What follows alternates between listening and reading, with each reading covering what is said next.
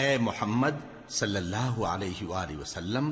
ہم نے تمہاری طرف اسی طرح وحی بھیجی ہے جس طرح نوح اور ان کے بعد والے پیغمبروں کی طرف بھیجی تھی،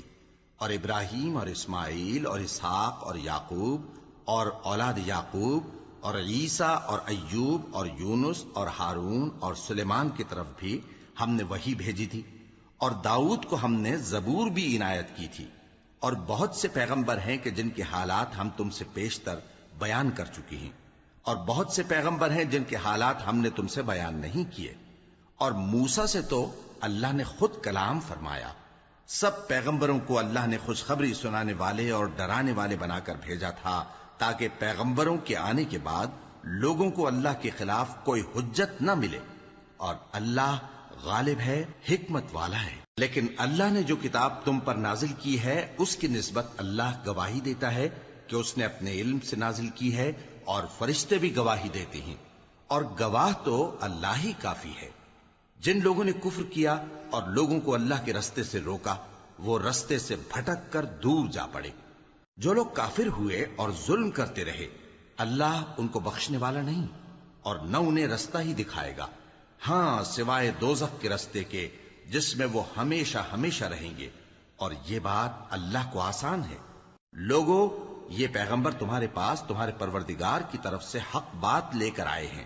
تو ان پر ایمان لاؤ، یہی تمہارے حق میں بہتر ہے،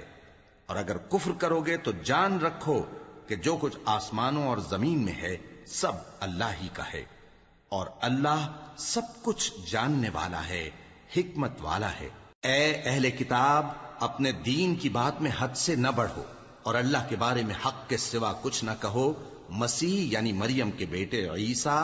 بس اللہ کے رسول ہی تھے، اور اس کا خاص حکم تھے جو اس نے مریم کی طرف بھیجا تھا، اور اس کی طرف سے ایک روح تھے۔ تو اللہ اور اس کے رسولوں پر ایمان لاؤ، اور یہ نہ کہو کہ خدا تین ہیں، اس اعتقاد سے باز آؤ کہ ایسا کرنا تمہارے حق میں بہتر ہے۔ اللہ ہی معبود واحد ہے، اور اس سے پاک ہے کہ اس کی اولاد ہو۔ جو کچھ آسمانوں میں اور جو کچھ زمین میں ہے سب اسی کا ہے، اور اللہ ہی کارساز کافی ہے۔ مسیح اس بات سے عار نہیں رکھتے کہ اللہ کے بندے ہوں، اور نہ مقرب فرشتے عار رکھتے ہیں، اور جو شخص اللہ کا بندہ ہونے کو موجب عار سمجھے اور سرکشی کرے تو اللہ سب لوگوں کو اپنے پاس جمع کر لے گا۔ اب جو لوگ ایمان لائے اور نیک کام کرتے رہے وہ ان کو ان کا پورا پورا بدلہ دے گا، اور اپنے فضل سے کچھ زیادہ بھی عنایت کرے گا، اور جنہوں نے بندہ ہونے سے عار و انکار اور تکبر کیا تو ان کو وہ تکلیف دینے والا عذاب دے گا،